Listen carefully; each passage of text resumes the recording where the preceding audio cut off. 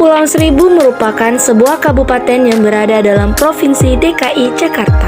Kepulauan ini terdiri dari gugusan Pulau Cantik yang berada di utara Teluk Jakarta. Kepulauan Seribu ini mendapat julukan sebagai Maldives Van Java.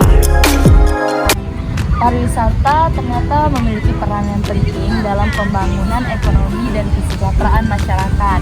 Nah, masyarakat di daerah wisata ini dapat menciptakan lebih banyak sektor ekonomi lokal seperti penginapan berupa homestay, kuliner, transportasi, hiburan, dan retail. Nah, wilayah pesisir Indonesia menyediakan semua sumber daya alam yang memiliki potensi besar untuk berbagai pilihan pengembangan pariwisata.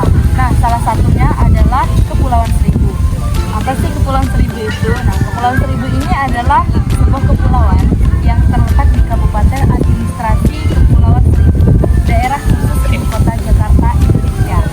Jumlah pulau dari Kepulauan Seribu tersebut sebanyak 110 pulau dengan kawasan seluas 1.180 hektar yang memanjang dari selatan ke utara. Teman-teman, Kepulauan Seribu itu terletak di utara Jakarta. Kepulauan Seribu memiliki banyak sekali potensi di berbagai sektor, termasuk sektor perikanan, sektor budidaya perikanan, lingkungan, dan juga pariwisata. Nah, sektor pariwisata yang ada di Kepulauan Seribu itu salah satunya adalah penangkaran penyu. Potensi wisata yang ada di Pulau Harapan, Kabupaten Pulau Seribu adalah kolam penangkaran penyu sisik. Wisatawan bisa melihat proses penangkapan dari telur penyu menjadi atau anak penyu. Selain penangkaran penyu, di Pulau Seribu juga memiliki wisata di Pulau Kotak, Pulau Kelapa II, Pulau Bulat, dan juga Pulau Bira. Teman, Kepulauan Seribu terletak di sebelah utara Jakarta, Indonesia. Ada beberapa alasan mengapa potensi ekosistem di Kepulauan Seribu harus dijaga dan dilestarikan. Yang pertama yaitu keanekaragaman hayati. Kepulauan Seribu memiliki keanekaragaman hayati yang tinggi, baik di perairan laut maupun di pulau-pulau kecil. Yang kedua yaitu sumber daya kelautan.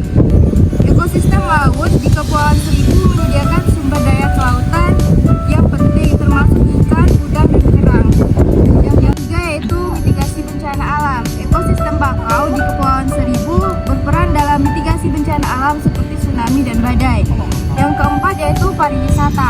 Kepulauan Seribu merupakan tujuan pariwisata yang populer dengan pantai yang indah. Yang kelima yaitu penyimpanan karbon. Ekosistem laut seperti terumbu karang dan hutan bakau adalah penyimpanan karbon alami yang penting. Yang keenam yaitu penelitian dan pendidikan.